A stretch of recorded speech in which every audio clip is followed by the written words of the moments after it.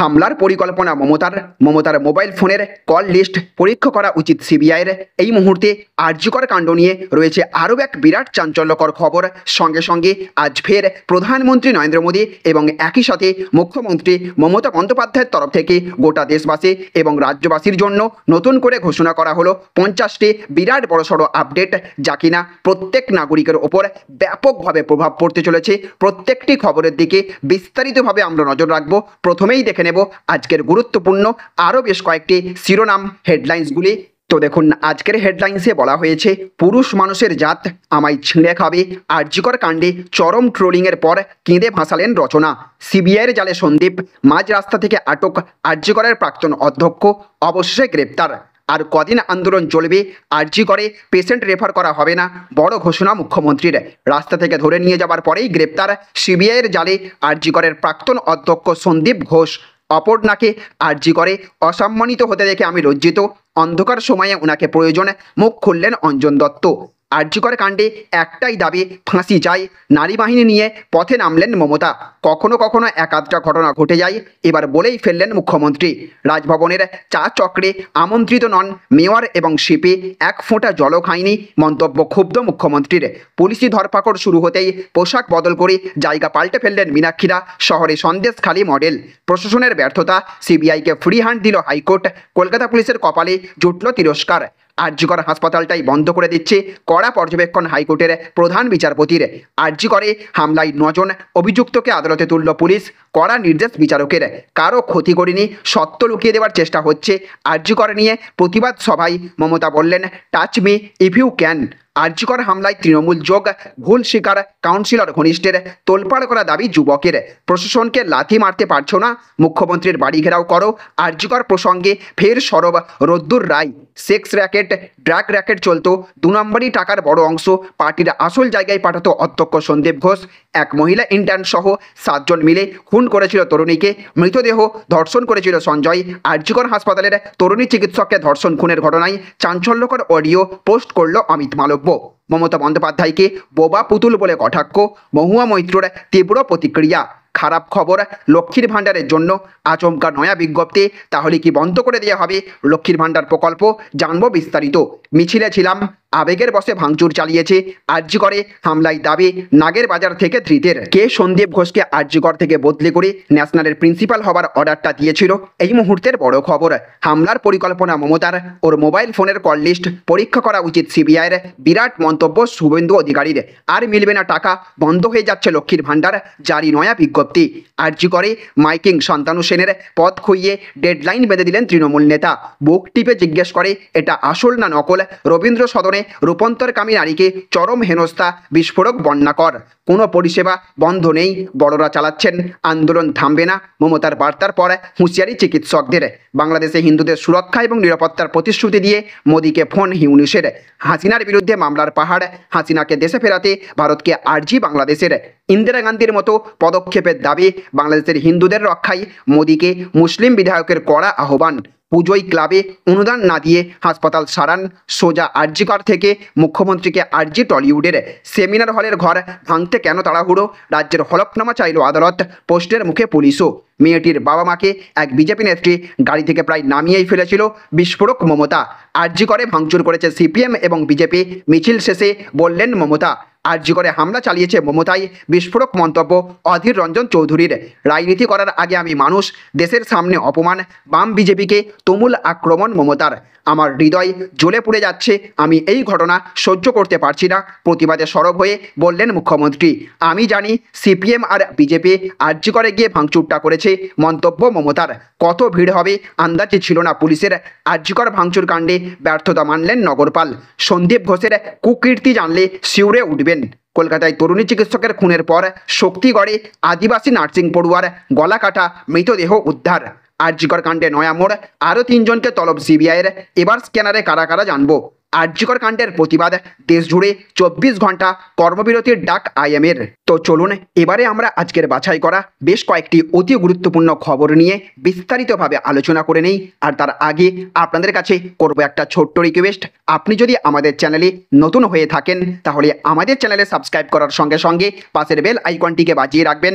আর আপনি যদি এই ভিডিওটি ফেসবুক থেকে দেখে থাকেন তাহলে অবশ্যই এই পেজটিকে ফলো করবেন এবং এই ভিডিওটিতে এক্ষুনি একটা লাইক করে দেবেন। জনস্বার্থে ভিডিওটিকে প্রচুর পরিমাণে শেয়ার করবেন। তো দেখুন আজকের প্রথম খবর, হামলার পরিকল্পনা মমতার, ওর মোবাইল ফোনের কল লিস্ট পরীক্ষা করা উচিত সিবিআইয়ের। তো আরজিকর মেডিকেলে হামলার আয়োজন করেছেন কলকাতার ডেপুটি মেয়র অতীন ঘোষ। আর এই হামলার পরিকল্পনা করেছেন খোদ মুখ্যমন্ত্রী মমতা বন্দ্যোপাধ্যায়। আরজিকরে হামলার সিবিআই তদন্ত চেয়ে এমনই বিস্ফোরক মন্তব্য করলেন রাজ্যের বিরোধী দল নেতা শুভেন্দু অধিকারী। সঙ্গে তদন্ত শেষ না হওয়া পর্যন্ত আরজিকরের নিরাপত্তায় কেন্দ্রীয় বাহিনী মোতায়েনের দাবি জানিয়েছেন তিনি। সন্ধ্যায় শুভেন্দুবাবু বলেছেন, মমতা বন্দ্যোপাধ্যায় বুধবার বিকেল থেকে পরিকল্পনা করে এটা করেছেন। পুলিশের ওপর মহলে পরিকল্পনা করে পুলিশকে নিষ্ক্রিয় রাখা হয়েছিল, তাই অনেক পুলিশ কর্মী মারও খেয়েছেন। যেহেতু এটা ওপর মহলের পরিকল্পনা, শুধু মুখ্যমন্ত্রী, ডিজিপি রাজীব কুমার, বিনীত গোয়েল জানতেন। এর নিচের তলায় বললে তো লিক হয়ে যেত। বেলগাছিয়া কাশীপুরের একটি বিশেষ সম্প্রদায়ের শান্তিবাহিনীর লোকরা ছিল। অতীন ঘোষ পুরোটা অর্গানাইজ করেছে। দমদম, ডানলপ, কামারহাটি, হাওড়া থেকে ছোট ছোট গাড়ি করে লোক পাঠানো হয়েছে। শুভেন্দুবাবুর দাবি, যদি সিবিআই তদন্ত হয় এই হামলা নিয়ে তাহলে আমি মুখ্যমন্ত্রী, ফিরহাদ হাকিম, অতীন ঘোষ, বিনীত গোয়েল, রাজীব কুমারের কল লিস্ট এবং মোবাইল ফোন তদন্তের আওতায় আনা হোক। তাহলেই পরিষ্কার হয়ে যাবে সংগঠিতভাবে 2000 মানুষকে মদ খাইয়ে হাতে ছোট ছোট রড, কাঠ, লাঠি এগুলো দিয়ে প্রশিক্ষণ দিয়ে পাঠানো হয়েছে। শুভেন্দুবাবু লিখেছেন, পুলিশ তাদের সহজ রাস্তা করে দিয়েছে। পুলিশ হয় পালিয়েছে, নইলে তাকিয়ে তাকিয়ে দেখেছে যাতে দুষ্কৃতীরা হাসপাতালে ঢুকে ভাঙচুর চালাতে পারে এবং তথ্য প্রমাণ নষ্ট করতে পারে, যাতে সেগুলো সিবিআইয়ের হাতে না পড়ে। তো দেখুন আজকের আরও একটি বড় খবর, রাস্তা থেকে ধরে নিয়ে যাবার পরেই গ্রেপ্তার সিবিআইয়ের জালে আরজিকরের প্রাক্তন অধ্যক্ষ। তো আরজিকর মেডিকেল কলেজের ঘটনায় প্রাক্তন অধ্যক্ষ সন্দীপ ঘোষকে গ্রেপ্তার করলো সিবিআই। দুপুরে রাস্তা থেকেই নিজেদের গাড়িতে সন্দীপকে তুলে নিয়ে সিজিও কমপ্লেক্সে যান সিবিআই আধিকারিকরা। তখনই বোঝা গিয়েছিল আরজিকরের প্রাক্তন অধ্যক্ষকে গ্রেপ্তার বা আটক করা হতে পারে। এরপর জানা গেল সন্দীপকে গ্রেপ্তার করা হয়েছে। তাকে জিজ্ঞাসাবাদের জন্য হাজিরা দেওয়ার নোটিশ পাঠিয়েছিল সিবিআই, কিন্তু নিরাপত্তা নিয়ে আশঙ্কা প্রকাশ করেন আরজিকরের প্রাক্তন অধ্যক্ষ। তিনি পুলিশের নিরাপত্তা চেয়ে কলকাতা হাইকোর্টের দ্বারস্থ হন, যদিও তার আবেদনের ভিত্তিতে কোনো নির্দেশ দেয়নি আদালত। এরই মধ্যে গ্রেপ্তার হলেন সন্দীপ। এদিকে আবার আজকের আরও একটি বড় খবর, কখনো কখনো একাধটা ঘটনা ঘটে যায়, এবার বলেই ফেললেন মুখ্যমন্ত্রী মমতা।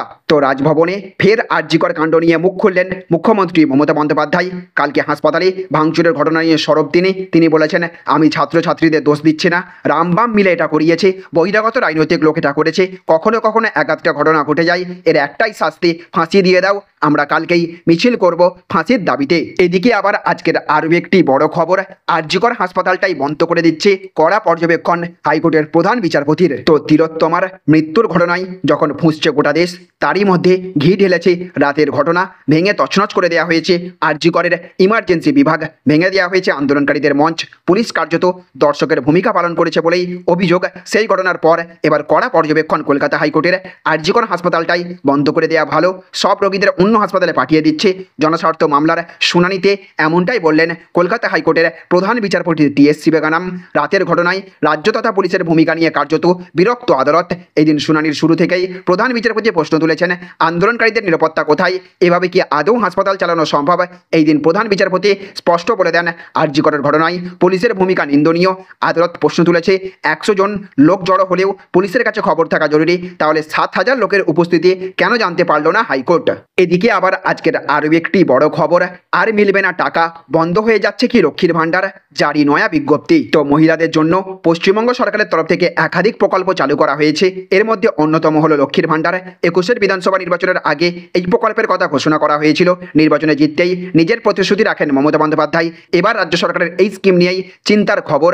লক্ষ্মীর ভাণ্ডার চালু করার সময় মতো মমতা বলেছিলেন রাজ্যের মা বোনেরা এই স্কিমের দ্বারা উপকৃত হবেন। তবে এবার এই সরকারি প্রকল্পের টাকা পাওয়া নিয়ে দেখা দিয়েছে জটিলতা। গত ডিসেম্বর মাসে দুয়ারে সরকারের মাধ্যমে যারা এই প্রকল্পে নাম লিখিয়েছিলেন তাদের অ্যাকাউন্টে এখনও টাকা ঢোকেনি বলে খবর। আবেদনের পর এত মাস কেটে গেলেও টাকা না আসায় চিন্তায় পড়েছেন অনেকে। তাহলে কি নয়া আবেদনকারীরা টাকা পাবেন না? দেখা দেয় এই প্রশ্ন।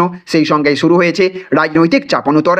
বিরোধীদের অভিযোগ, রাজ্যের কোষাগারের অবস্থা বেশ খারাপ, সেই কারণে সরকার এখন লক্ষ্মীর ভাণ্ডার প্রকল্পের টাকা দিতে পারছে না। তো দেখুন আজকের অন্তিম আপডেট। আমি জানি সিপিএম আর বিজেপি আরজি করে গিয়ে ভাঙচুরটা করেছে বিস্ফোরক মমতা বন্দ্যোপাধ্যায়। তো মধ্যরাতে আরজি করে তাণ্ডবের ঘটনায় বিরোধীদের নিশানা করলেন মুখ্যমন্ত্রী। এই ঘটনায় ফের বিজেপি এবং সিপিএমকে দুষলেন মুখ্যমন্ত্রী মমতা বন্দ্যোপাধ্যায়। আরজিকর মেডিকেল ভাঙচুর করেছে সিপিএম বিজেপি। আরজিকর মেডিকেলে মহিলা চিকিৎসককে ধর্ষণ খুনে অপরাধীদের শাস্তির দাবিতে মৌলালি থেকে জরিনা ক্রসিং পর্যন্ত মিছিল করেন মমতা বন্দ্যোপাধ্যায়। মিছিল শেষে তিনি বলেছেন, বাংলায় ব্যবস্থা নেওয়া হয়, বিজেপি শাসিত রাজ্যে ধর্ষককে মালা পরানো হয়, ডিওয়াইএফআই এর পতাকা নিয়ে হামলা চালানো হয়। বিজেপি গিয়েছিল জাতীয় পতাকা নিয়ে। আরজিকর মেডিকেলে হামলা চালিয়ে প্রমাণ লোপাটের চেষ্টা করতে ঢুকেছিলেন, ভুল করে গিয়েছিলেন সেকেন্ড ফ্লোরে। সিপিএম বিজেপি মনে রেখো, হাসপাতাল গুন্ডামির জায়গা নয়, সেবার জায়গা। তাহলে ফ্রেন্ডস বুঝতে পারলেন, এই ছিল আজকের কয়েকটি গুরুত্বপূর্ণ আপডেট। এই ভিডিওটি আপনাদের যদি ভালো লেগে থাকে তাহলে অবশ্যই ভিডিওটিতে একটা লাইক করবেন এবং অবশ্যই ভিডিওটিকে রাজ্যের সমস্ত মানুষের কাছে শেয়ার করে সকলকে জানার সুযোগ করে দেবেন। ভালো থাকবেন, সুস্থ থাকবেন। Thank you friends, thank you for watching.